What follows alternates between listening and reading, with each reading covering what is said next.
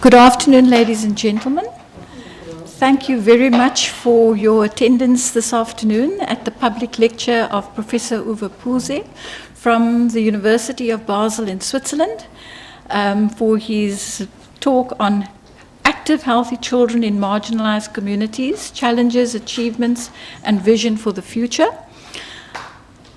Thank you very much to Professor Cheryl Foxcroft, the Deputy Vice-Chancellor for Teaching and Learning at Nelson Mandela University, who will be introducing Professor Uwe Pühse this afternoon. And thank you for your attendance, the Dean, Deputy Dean, Professor van Rooyen, as well as our Director of School, Professor Sorgi. So thank you. Professor Foxcroft, please. Thank you. Philip, there's no box for me to stand on. It's always a joke. That normally I have to have a box over here. Now they tease me all the time about it, so I get my dig in when I can. Colleagues, it's lovely to be here with you today and to see all of you. Some I know, some I don't know. I know we've got university colleagues, we've got colleagues from Department of Basic Education with us, and probably other community people as well. So lovely to have you with us today from the university side. And my job is to introduce our distinguished guest this afternoon. And I say distinguished because if you read his full CV, you will realize just what a distinguished person we have over here. So Prof. Uwe Pühse is a full professor of sports science at the University of Basel, Switzerland, and head of the Department of Sport, Exercise and Health. He holds the UNESCO Chair on Physical Activity and Health in Educational Settings, and has recently been awarded an Honorary Professorship at Nelson Mandela University. I told Prof. Pühse I was actually on the committee that did that, that made that decision, and that's where I saw that very impressive CV. And when you do look at the CV, he has published more than 100 peer-reviewed articles, several books and book chapters, and has held many leadership positions in various professional bodies. He has received awards for his international contribution to the development and promotion of physical education and sport. And Prof. Pühse has recently, as I said, been awarded his honorary professorship here. And this was particularly to recognize as well his contribution to the university through his collaborative efforts with the Department of Human Movement Science and the level of distinction he has achieved in the academic field. Prof. Pühse has facilitated a decade-long collaboration with the Department of Human Movement Science, which has spanned 3 large research projects. They've got different acronyms, so there was the DASH study, the Kazi Ife study, and the Kazi Bantu project, which aims to promote physical literacy and healthy, active living of school children and teachers in marginalized areas of South Africa and abroad. This decade-long collaboration has facilitated, amongst others, the teaching of physical education in a number of primary schools in the northern areas and the townships of Kaberga, and selected schools in Tanzania, Côte d'Ivoire, and Senegal. It's also facilitated the development and conducting of short learning programs for teachers in the field of physical education, the upgrading of play areas and toilet facilities at schools, which has been part of the Kazi Play research on communicable and non-communicable diseases of children and teachers at 28 schools in Kaberga.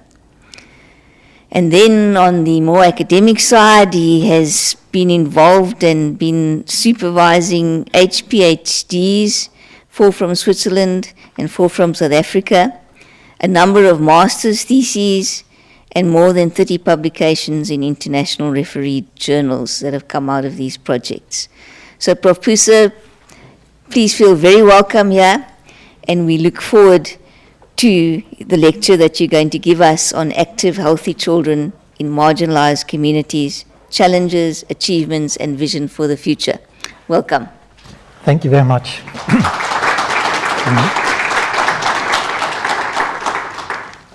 Thank you so much, Prof. Foxcroft, for these kind words of introduction.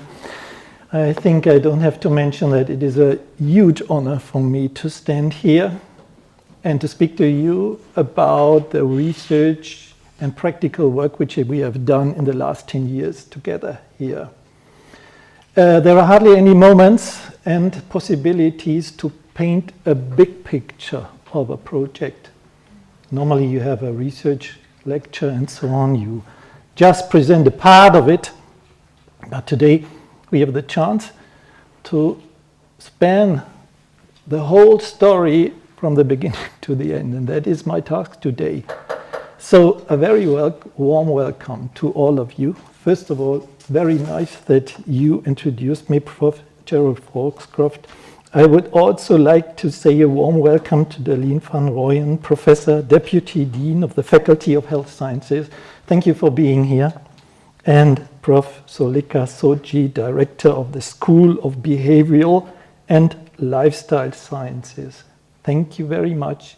I also see that the Director of Dietetics is also here, Anneli Gresser. Thank you very much for joining us. It's a huge honor that also Mr. Gorgonzola just arrived.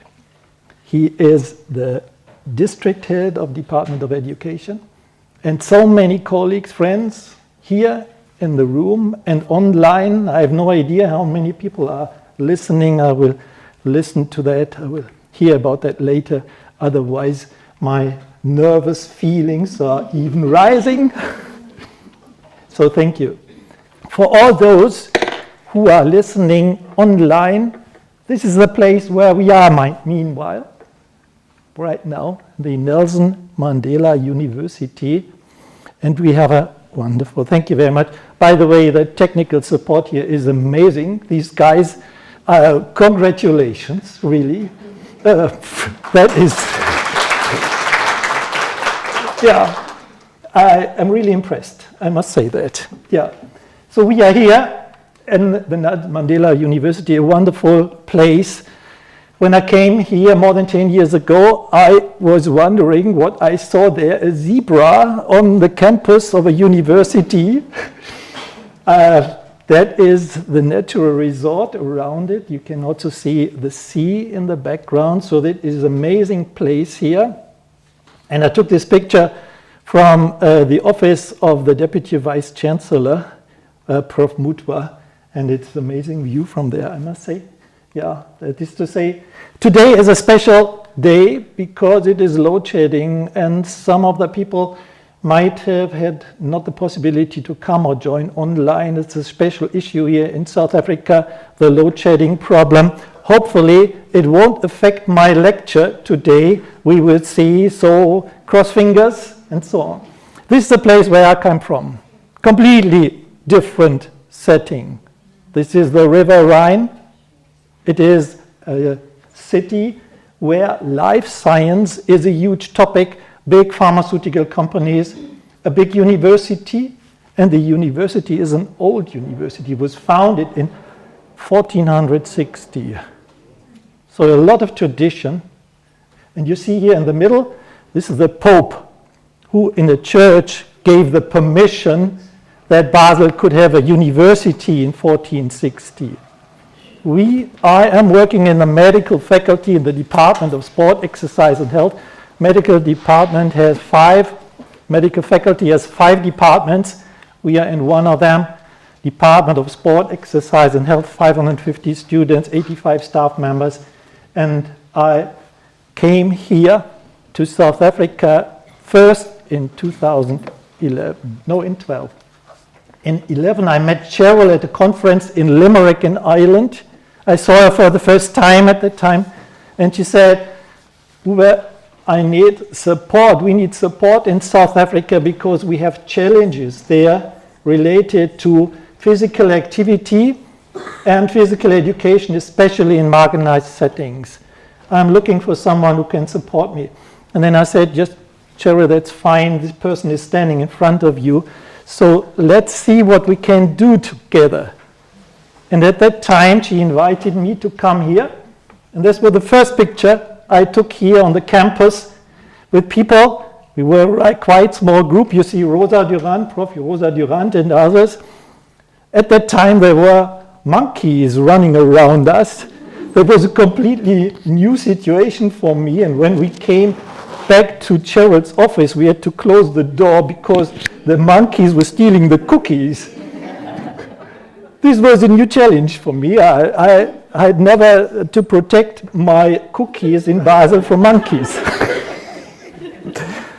So that was a funny thing, but the challenges continued. That is to say, we went to special places here. We saw wonderful places, no doubt, but I want to speak about the challenges. And the challenges here, we met them and we saw them when Cheryl once took me to Durban Road. Durban Road. Yeah. And in the afternoon I came back to the department and they asked me, where have you spent your morning? And I said, I was in Durban Road. And I said, oh no. How can you go there? It is dangerous. Yeah, it was really a special place. Yeah. I don't want to speak so much about extremes, but this is part of the topic I'm talking about today. That is to say, Port Elizabeth has wonderful places on the coastline, but we are working in the backside. That is to say, in places where I had the feeling that some South African inhabitants have never been, and they don't know so much about the situation there. And that is why I want to point out and describe a little bit what I perceived coming from Switzerland and came into these settings. It is not that I want to come and say this is bad, this is bad. No, it is a description of the situation. By the way, it was never the case that we came and had the feeling that we are superior and something like that. No, it was always on eye level. It was always an exchange in order to share our knowledge and to see how can we collaborate and improve the situation. So we went into these places here, and you can see these are my 3 topics. I want to speak about challenges, I want to speak about achievements, and vision for the future. So these are my 3 chapters, and I start with challenges. And recently, we had a meeting with the foundation in Switzerland, the Julius Baer Foundation, and the deputy CEO, Natalie. She told us the situation and showed this map here, and this was an impressive map. And Natalie Jean-Baptiste, sorry, Natalie. Natalie showed this map here, which was very interesting for us because this is a map about the wealth inequality in the world. And you can see that South Africa is on top and Namibia is the second. So this is, at that time I heard that South Africa is the land of the haves and have-nots. And then Natalie showed this picture here. And this picture sometimes shows more than 1,000 words. That is to say that on the one hand, there is a wealthy situation, on the other hand, there is a poor situation.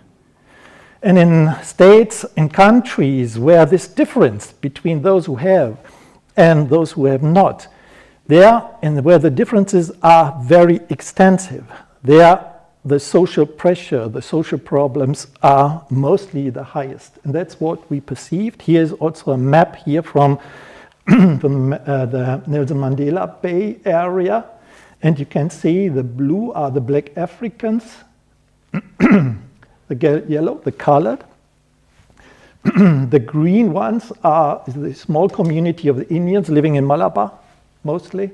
and you see where the white population is living. So that is somehow differentiated.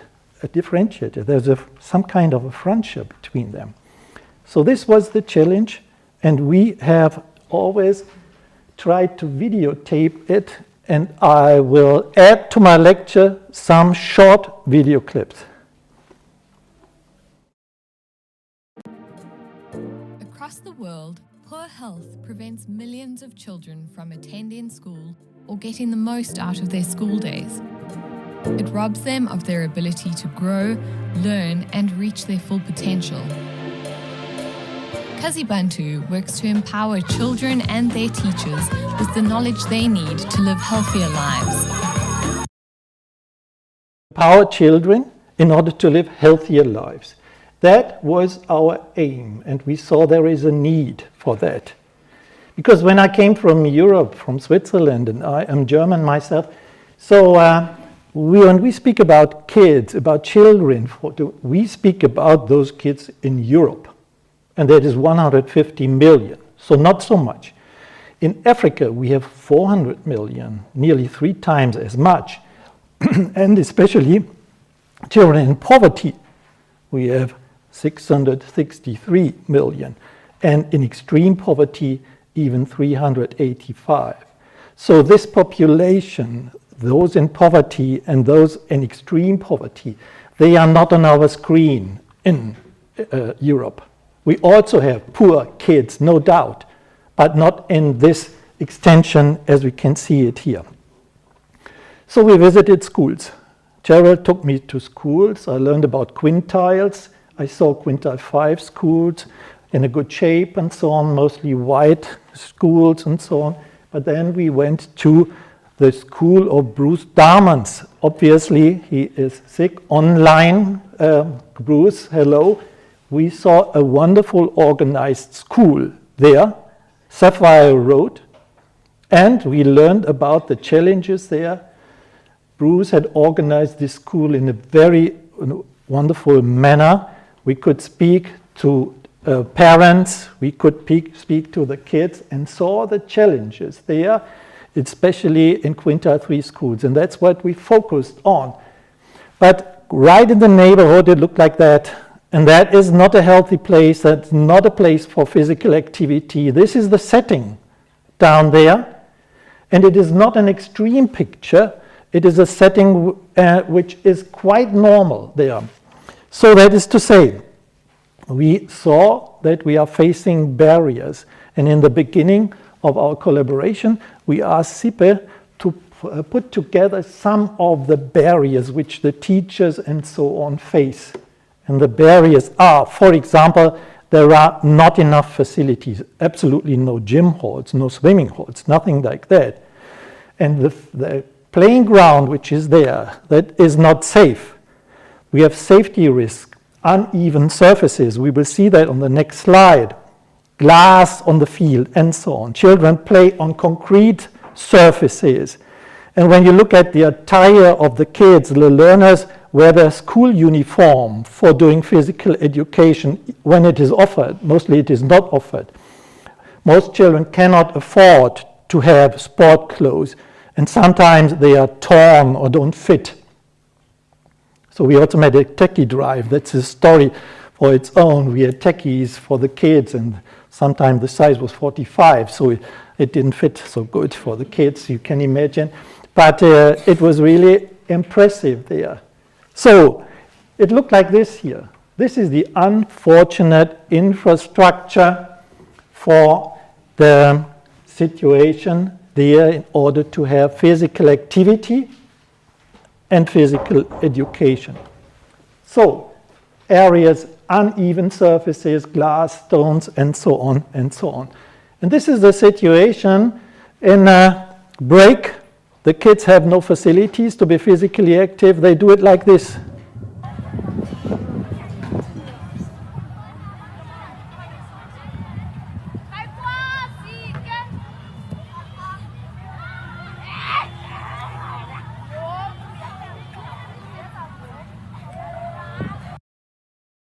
Yeah, the situation, we spoke to the kids, they get a school meal there. we asked them on Monday, when did you eat for the last time? They said Friday in school. That is to say, no meals in the weekend. So this was the situation. But the other situation was health and hygiene, the water situation. This is how the kids got their water. And you can imagine that the water is not clean and safe, and that is the reason for many infections. And we looked at these infections later on. What do the kids take for breakfast? Lots of kids get a rand, and from this rand they buy sweets and chips. Here are the vendors for 1 rand, and they eat it for breakfast. And what happens with those, with the rest? They throw it into the toilet. The bags of chips end up there and clog up the toilets. And we visited the toilets, and the toilets were in a horrible state. You couldn't breathe there. And Cheryl, we were yesterday, we will speak about that later on in schools, and they say that is a major issue, the toilets which are unhealthy and which are the source of infections.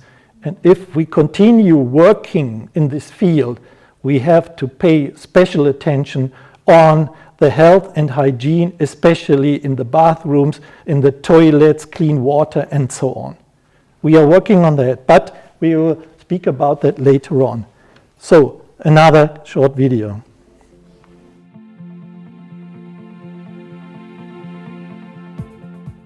Lifestyle, physical inactivity, for example, and nutritional issues, for example, the consumption of high sugar and salt diets, have emerged as new leading risk factors for human health, accounting for 10% of the global burden of disease, as expressed in disability-adjusted life years. Studies have revealed that the South African population has shifted towards a disease profile similar to that of Western countries, with increasing numbers of deaths attributed to chronic diseases. Despite this shift, however, infectious diseases that are intimately connected to poor living conditions and poverty continue to occur in marginalized communities and affect school-aged children in poor neighborhoods in South Africa. School classes, and we looked at the situation in the classes, and we learned about the challenges of teachers. And I must say I have a lot of respect for what the teachers here in South Africa in Quintile 3 schools are doing.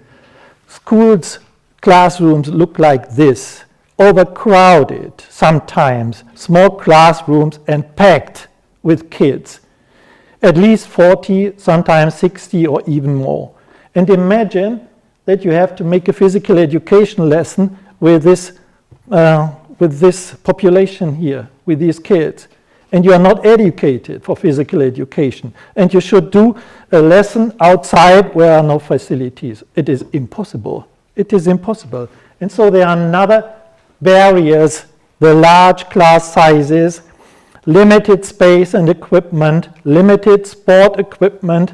So equipment is usually in a bad condition, and sometimes, I've not seen that, but I was told that it is even stolen. So stealing, theft is another issue. We went to another school. This looked like this, criminality. Schools have to be protected by fences. Otherwise, things are stolen, like the computers here. They are protected like this.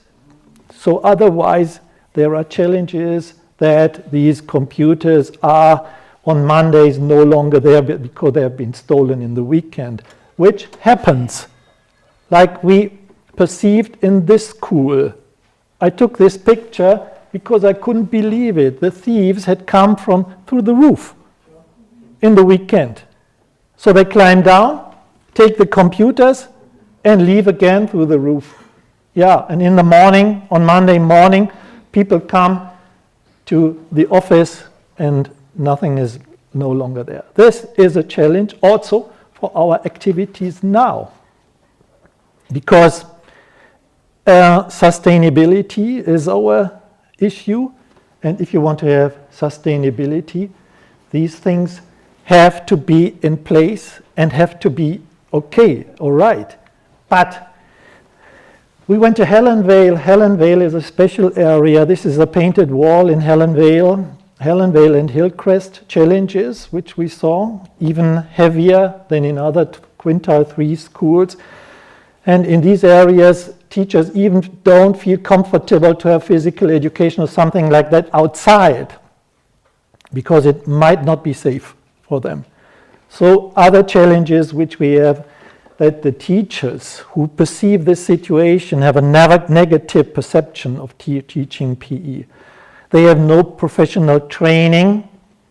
They lose confidence in themselves. They perceive physical education as less important. So this is really a challenge, and there is the lack of PE teachers.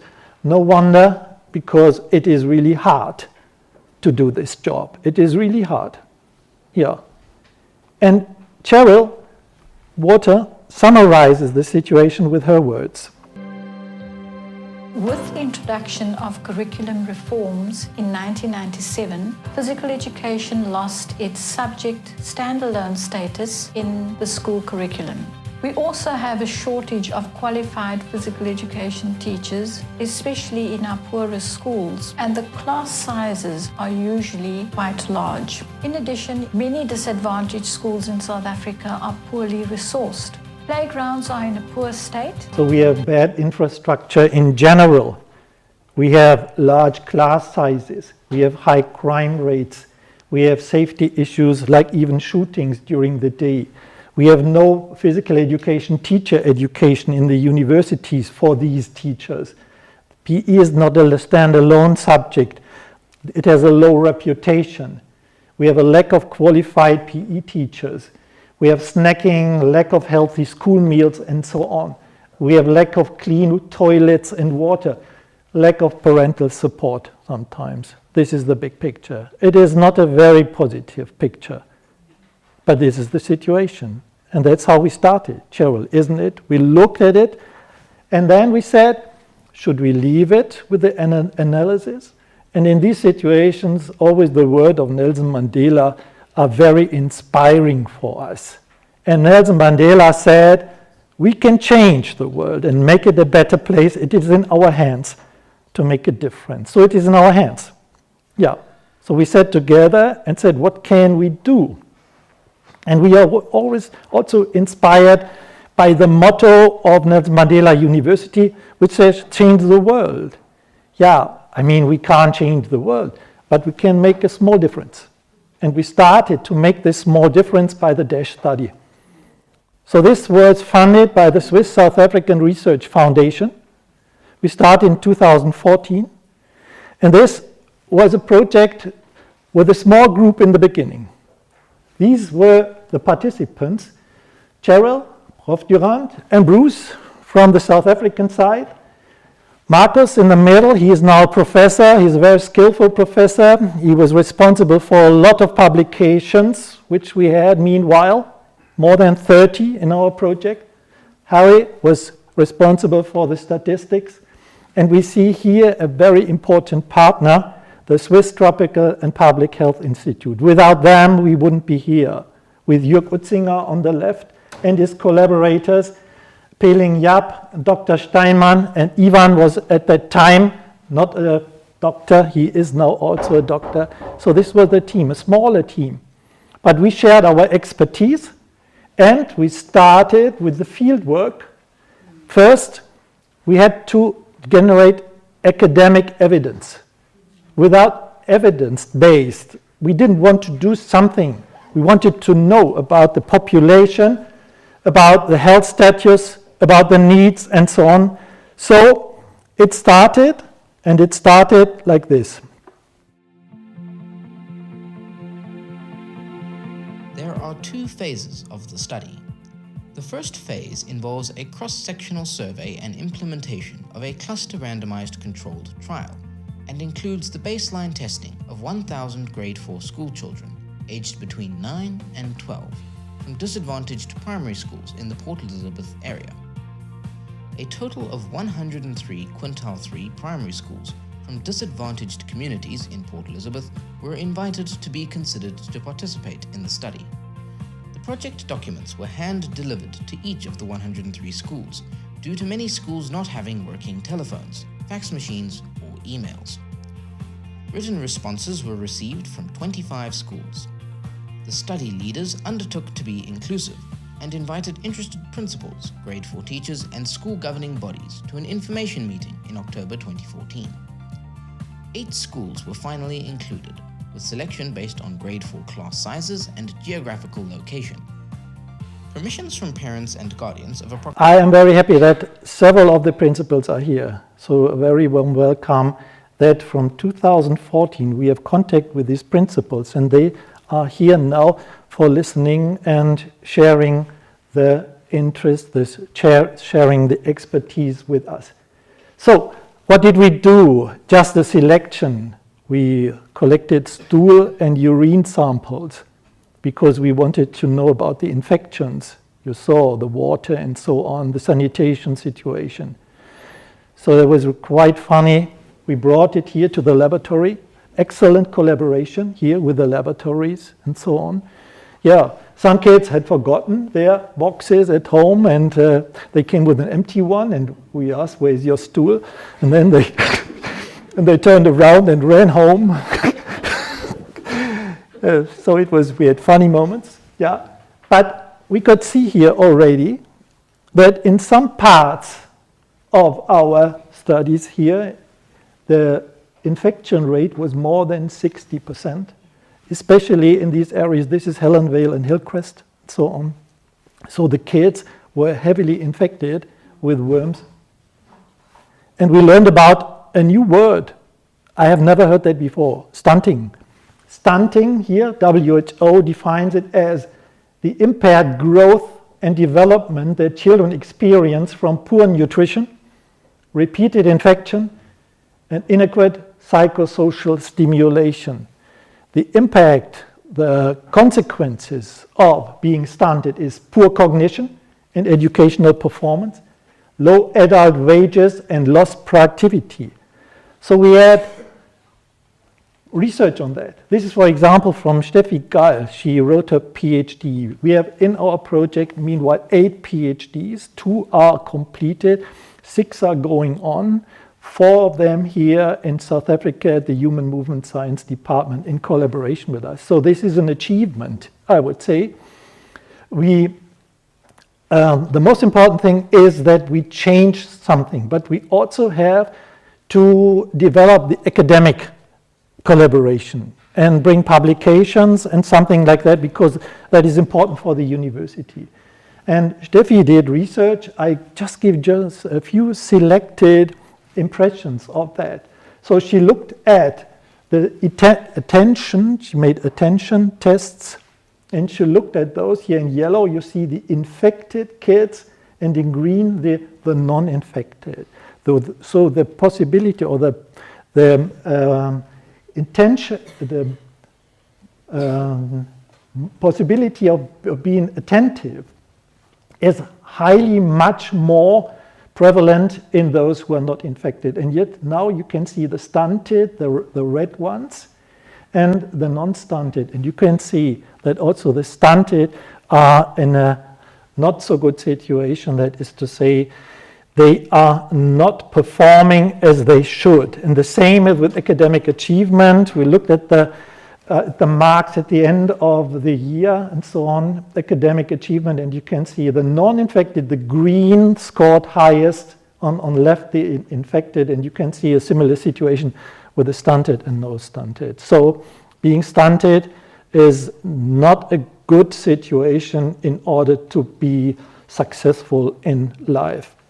But now, one of our PhD students, Daniel, will explain what we did in the physical fitness testing. This is a little bit longer, this series, but it was key for our studies.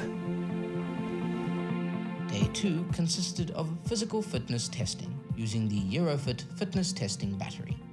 In order to get a comprehensive view of the children's fitness levels, the testing protocol aims to measure cardiorespiratory endurance, upper and lower body muscle strength, flexibility, as well as coordination and speed. All tests were explained in the children's home language and were demonstrated prior to the children conducting the tests. The 20-meter shuttle run is a running course that is pre-measured and marked out with various color codes. Starting with the running speed of 8.5 kilometers per hour, the frequency of the pre-recorded sound signal increases gradually, such that every minute the pace increases by 0.5 kilometers per hour. Level 5, 4. Equipment, no sport shoes. Children ran in groups of 15 to 20, which allowed 2 shuttle runs per class. The children ran with kids coaches who set the pace, and 4 children were assigned per kids coach to record the number of laps completed, as well as to encourage the children and ensure that they ran correctly. The 20-meter shuttle run is a measure of cardiorespiratory endurance. The children thoroughly enjoyed this test as they were able to cheer their classmates on as they participated in the test.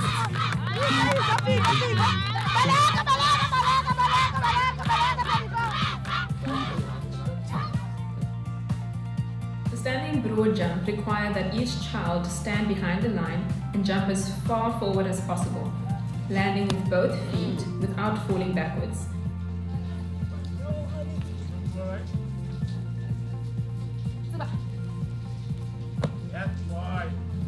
The distance of the jump was measured from the starting line to the heel of the most back foot. This standing broad jump test is a measure of lower body strength.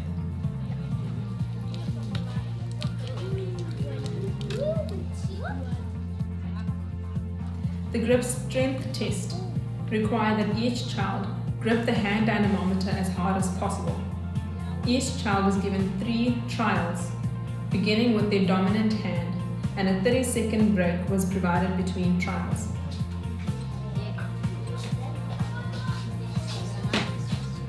The child was placed in a relaxed seated position, elbow flexed at 90 degrees, and the wrist in a neutral position. And this test was able to measure upper body strength.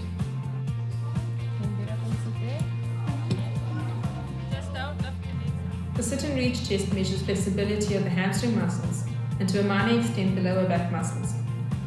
The children were instructed to take their shoes off and place the soles of their feet against the sit and reach box. With hands placed over each other, the children were required to reach as far forward as possible in order for a measurement to be taken and recorded. This test measures flexibility.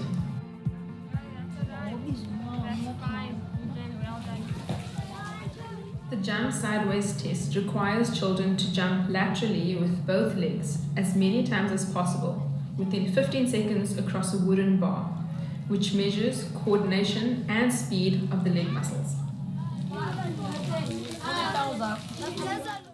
So we collected data, and these data went into publications. So we had evidence. We had published something which we could build on. And we had conclusions. Some of them conclusions were that the physically fit and active children have a better concentration performance, that infected children have lower school grades and can less concentrate, that physical activity active children have a better health-related quality of life, that physical activity intervention buffer children's school grades, and so on. So this is just a selection of results we had, and we could build on these results and then come to the practical side. Because in many cases we have a lot of words, but nothing happens later on. And we wanted to change something. And so we started with the intervention first. And then the DASH intervention came with 4 topics: medication and deworming, physical education and fitness program, that is our topic, the main topic, nutritional intervention, and health and hygiene education. And I give you a short insight what has been developed there, especially now in Kazibantu later on. We based our work on the CAPS. We always wanted to integrate what we do into the curricula which are already there. We didn't want to build a separate world. So physical education, moving to music, and health and hygiene. And we developed curricula for grade 1 to 7. And we did it with teachers here, with students from Nelson Mandela University, from Basel, who sat together and developed these material, because we didn't want to have the situation that we from Basel come and develop things for here. So moving to music, why did we do that? Because we had these big class sizes. We wanted to give teachers the chance that they can teach 60, 70 kids at a time. And the Herald, we will hear about the Herald later on again, they said teachers' toolkits aim to get pupils moving, and they presented our project in the newspaper. And the situation was as follows. They didn't have the equipment, they didn't have music boxes, so we had to bring them music boxes so that could do moving to music. And look, this looked like this. Project together. We want to support the schools, the principals, the teachers to improve the situation in the schools. Kasi Bantu. Do you enjoy moving and exercising?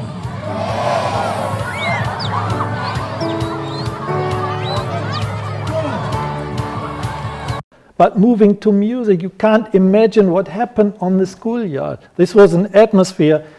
The kids like to move, they like to dance. That's an intrinsic motivation that is wonderful. It is really impressive, and when I talk about it, I get goosebumps, because it was really close to my heart when I saw that. And then, of course, health and hygiene and nutrition, and then Prof. Gress came on board with her team, speaking about dietetics and so on, washing hands, but we also looked at the food preparers. They prepare food for the kids every day and present them a healthy school meal. It should be healthy, but sometimes it is not. So we had to analyze the situation.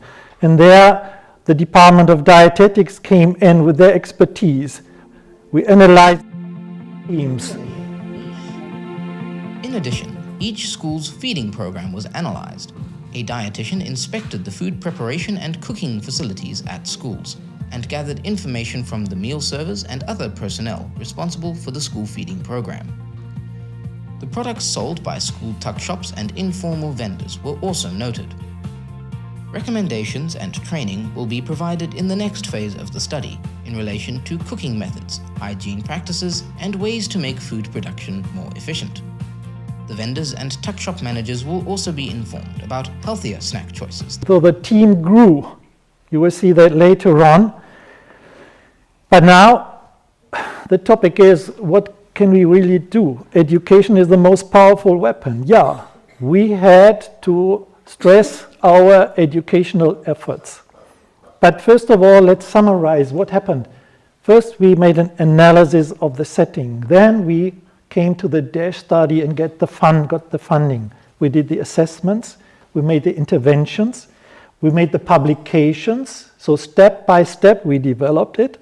Then we came to Kazi Bantu and the sub-projects, and I will speak about one of the sub-projects now. First started with Kazi Kids. Kazi Health is a huge topic which we developed with Dorel van Gooinen. She's not here today, but she's a very intensive collaborator with us. Kazi Play, I will talk about that later. We made efforts to implement and disseminate, and we designed short learning programs. So these were the stones which one to another came together in order to build this wall and project. Now it's about our future work. Why is that important? We created all these different aspects of the Kazi Bantu study, which I now pointed out. But now we are here in order to develop a vision for the future. Why is that necessary? Because the UNESCO chair is awarded always for 4 years, from 2019 to 2023. That is to say, in spring next year, the program, our UNESCO chair, will come to an end. But I can tell you already now that UNESCO is very keen on that we continue. But we have to develop a strategy, and that's why we are here. We sat together this morning and the next days in order to develop this strategy. And this strategy is important, and we have some kind of visionary aspects which we want to follow up in the next years. First of all, meanwhile, there are a lot of huge organizations who support our ideas and where we are in line with them. You see all these documents. I will separate them a little bit and start on the left side, the WHO. They have clear recommendations for physical activity for kids. You can see kids from 5 to 17 years, they should be active at least 60 minutes per day, especially in moderate to vigorous intensity. Lots of these kids do not do that. In the school, there are no offers, and when they go home, it is not safe, and they don't play outside. And they play with their computer, with their cell phone, if they have one, or something like that. Especially this is true. Schools are the most relevant channel where all children, especially those from low socioeconomic status families, have access to a diverse range of physical activities. This is WHO. The next organization is the OECD. The OECD has a program which is called the Future of Education and Skills, Education 2030. And in this program, they have a report on the right side, making physical education dynamic and inclusive for 2030. They include, meanwhile, physical education in their program.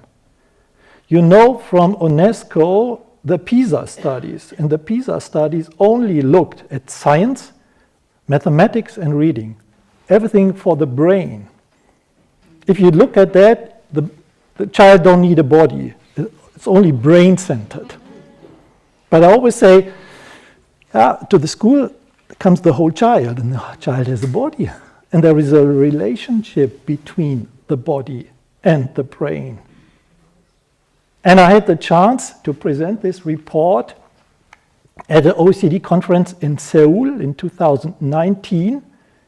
And from that time on, OECD thinks a little bit different. They made me, on the left side here, to a so-called thought leader for physical and mental health.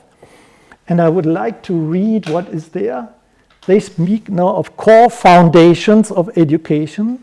And core foundations mean they are the fundamental skills, knowledge, attitudes, and value that are prerequisites for further learning. And you can see the 3 points. Cognitive foundations, no doubt, always been there. But here, health foundations, including physical and mental health. So OECD extended their view to the whole child. It's not only the brain. And of course, social and emotional foundations. So we are in line with what OECD is doing. And our main partner is UNESCO. And I must say UNESCO is doing a great job with regard to physical activity and physical education. You know they have the 17 Sustainable Development Goals. And we in our work focus on 2 of them, 3 and 4. You can see them. Good health and well-being, and quality education. These are the main goals which we in our work here, in our UNESCO chair, with our team focus on. That is to say, ensure healthy lives and promote well-being for all at all ages, and ensure inclusive and equitable quality education and promote lifelong learning opportunities for all. So they have really helpful documents and initiatives like this document, the Quality Physical Education. And this here is Irina Bokova, the former General Secretary, Director of UNESCO. She signed our contract, our UNESCO chair contract at that time. She said, our vision is clear. Sport and physical education are essential to youth, to healthy lives, to resilient societies, to the fight against violence. So UNESCO is on our side. Exactly what we are doing is backed up by that what UNESCO says. But this does not happen by itself. It takes action by the governments and support from the international community. So we have to be active. It doesn't come from alone. And UNESCO is active also in other directions, and they have a new concept which is called Fit for Life. It is brand new. I'm involved in this organization and so on. And there are two events which one happened 2 weeks ago, and there is a meeting next year in Baku in Azerbaijan where all the ministers responsible for physical education and sport meet, and they say that physical education is a fundamental right for kids, also in South Africa, I would say. Recalling further that the Kazan Action Plan, Kazan was the city where the last MINEPS conference took place. They have an action plan and now it is implemented. And I can tell you that we are completely in line with the goals of the Kazan Action Plan. And they want to align physical education and sport policies with the SDGs, exactly what we do. Because this plan is really looking into the future. You can see here in the downline, Fit for Life will scale the impact and inclusive methodology of UNESCO's Quality Physical Education Project, and they call it, which was deemed one of the most remarkable and significant global initiatives in physical education in the last century. So something has happened in the international policy. It is especially about, the COVID gave a push to that. You can see 41% decline in physical activity is the analysis. They say 80% of PE teacher report classes negatively impact. Anxiety and depression went up, and 70% of teachers say that physical and mental health of students worsened. So they say we need to take action. And as I said, 2 events. This year was in October. The Intergovernmental Sport Committee, CJEPS, met there. We were part of that and brought our projects in there. And next year, the conference in Baku, where Kazi Bantu will also be part of a working group. So this was a conference, 2 weeks ago. UNESCO chair is part and in the middle of all these projects. Next thing, infrastructure. Kazi Play. There is another document, Ready to Learn and Thrive. It is not focused on physical education, but it's focused on school health and nutrition around the world. And I will cite just the middle passage here. Good health, nutrition, and well-being are essential to maximize educational potential. Healthy, well-nourished, happy children and adolescents learn better and are more likely to lead healthy and fulfilling lives. Completely in line what we are doing. And in their strategy, in their key messages, we find quality education and school environment. And we now, that is the latest part of our project, looked at the school environment by Kazi Play. So this is the key message 5. More attention must be paid to the school environment, UNESCO says, which is critical to health and learning. So we looked at schoolyards here. This is, for example, a school, primary school, where, together with architects, we looked at the structure of the schoolyard. As I said, nothing is there for physical activity. There were plans with colleagues from the Department of Architecture involved. Meanwhile, good connection, good collaboration.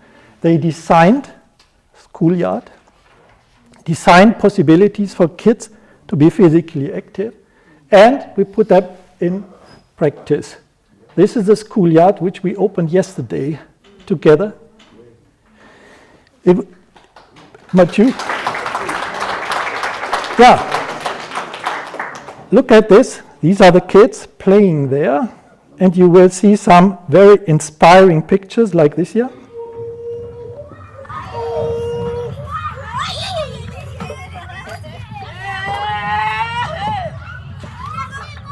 atmosphere is amazing, and I will show you other pictures later on. This morning in the Herald reported about that. University partnership brings joy to Bay School playgrounds. This is from this morning, fresh. Gerald sent us this morning. Thank you for your applause. I like it that you appreciate what we are doing. But we are also looking at the toilets. This would be another big issue. It would be another big topic in one of the schools. We looked at the renovation of the schools. Yesterday there were 2 handover ceremonies, and it was really emotional. The teacher said, "We have now clean toilets." And she said, "This is for us something you can't believe what that means.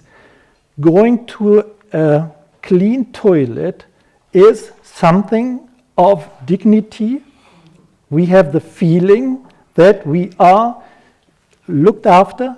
It is something," she said, "you can't imagine what it means if you go to a dirty toilet all the time," and so on.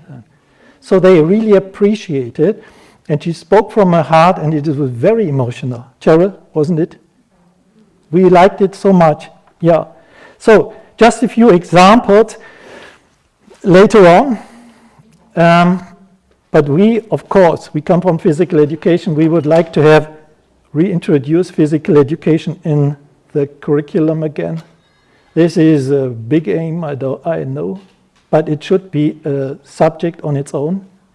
And I, myself, personally, I say we should stop with, in my opinion, one of the biggest misunderstandings in education, namely that physical education is of minor importance. Instead, the UPA, European Physical Education Teacher Association, has a motto. They say, "No education without physical education," and that is true. And if we continue with the UNESCO chair, and most probably we will do, we will work for that physical education gets another status. Because meanwhile, there is a lot of research on that. We do that in Basel. We call that PACO research. PACO research means physical activity and cognition. And we do research on the impact of physical activity on the brain. This is new on the right side. We look how physical activity, for example, the school break or physical education lesson, can focus or can influence the concentration, the behavior, the memory, the motivation. So we make tests with the kids. We have special assessment possibilities. We have a very skillful research group leader, Sebastian Ludica, who does this research. We have a laboratory on that. So the kids do physical activity sessions, and then we compare those who have not done it with those who have done the physical activity, and they have to do special tasks you see on the computer, and we compare how the tasks are solved by the kids. And we can summarize that active kids are better learners.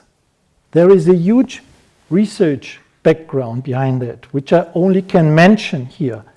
But this is a good summary where it goes. Next thing is, we should care for the basic motor competencies of the kids. In Switzerland, we meanwhile measure them.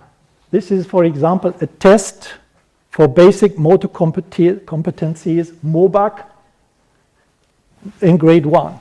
That is to say, the kids here have to do special tasks. And we look if the tasks are fulfilled according to their physical development. And if they don't do it, this is, we call it self-movement, and the other one is object movement. There is a ball always involved. You can see them. And these tests exist for several grades. And we always look, as PISA does it, at the end of the school year, grade 1, do the kids achieve the basic motor competencies for a healthy physical development? Because that is important to us. Finally, we see a lot of support here from the health science faculty. That is really good. That is to say, we would love, and this is my personal, I didn't speak with Cheryl about that, but I see a lot of potential here in the health science faculty when I looked at what is done here. So Kazi Bantu, healthy schools for healthy communities, should be, in my point of view, in future be an integral part of research and teaching at the health science faculty of Nelson Mandela University, especially in the human movement science department, no doubt, but also in an interdisciplinary way with dietetics and so on and so on. So I think there is a lot of potential. And of course, the physical education, teacher education must get a new push so that we get educated physical education teachers. Now I wonder if I should show this video, because it shows the former dean of the health science faculty.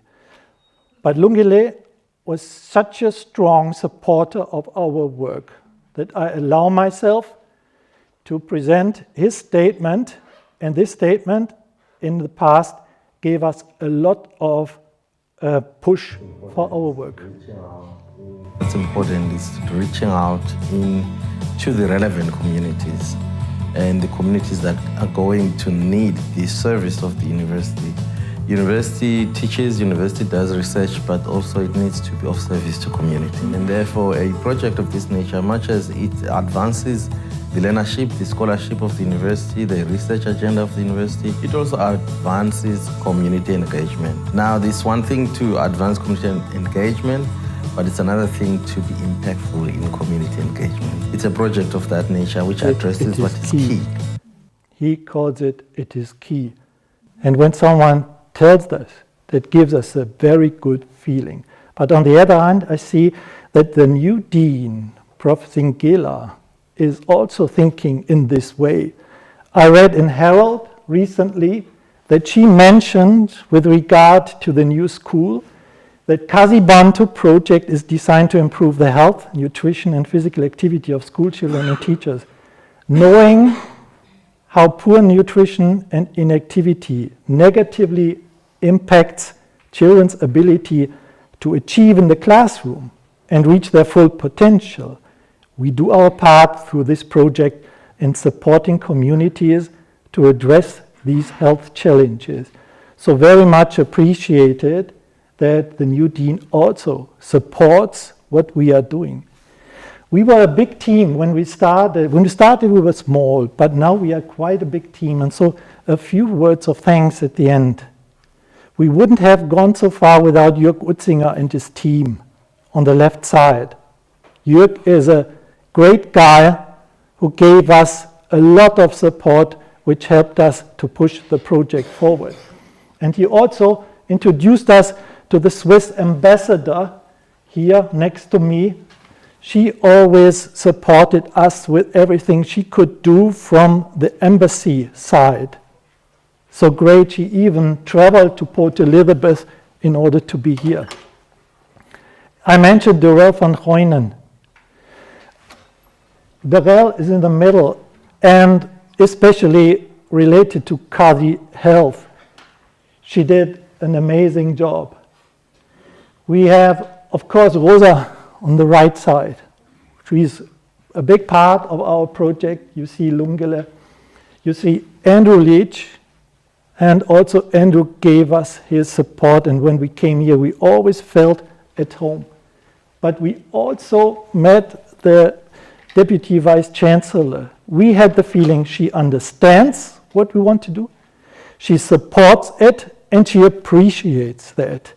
So this is important for us, that we have a feeling that we are welcome in the university with what we are doing, and this feeling is no doubt there. So, lot of tasks, lot of challenges. The main challenges are sustainability and funding. I don't want to speak about money today, but it is a challenge for the future. We had a meeting yesterday, and with very emotional votes, all the participants said, we have reached so far, so much, we should continue. They want to do something for their country. That was really emotional. And we will do it We collaborated for 10 years, and we have a lot more ideas, so it could even be 20 years, so many ideas. Sometimes you say, so what? I always tell to my students, why do we do that? So what? You must feel a sense. And sometimes you can have a 1-hour lecture, but sometimes it is only a short impression of a child. My name is Sierra de Cox. This year has been one of my best years because we were blessed with such an awesome jungle gym. My favorite thing to do is swing on the swings. It feels like I am flying. I really also enjoy climbing on the tires. Wednesdays are my favorite days because it is the day that the grade 3s get to play on the jungle gym. We are so thankful for the jungle gym. However, we would be even happier if there was another one so we could have another day to play. Thank you. So, could a lecture end better with such a statement? Thank you for your patience. Thank you for listening to the big picture of our project. I appreciate that I could present it here. Thanks a lot.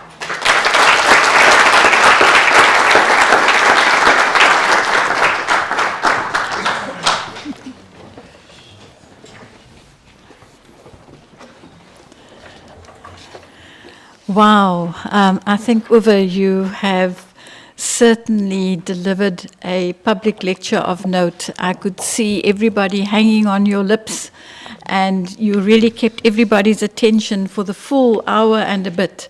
So it's wonderful. I must say your summary of our collaborative journey is just superb. It really brought back a lot of memories for me, and to see how dark and black my hair was all those years ago, but also to see our young researchers who are here, who were really just fresh undergrad students doing their master's degrees, and now fully fledged researchers, two of our students on the verge of handing in their PhDs at the end of this year. It's just a wonderful journey that this Kazibantu project and our 10-year collaboration has resulted in. So please, can you give Uwe another hand of applause? Thank you.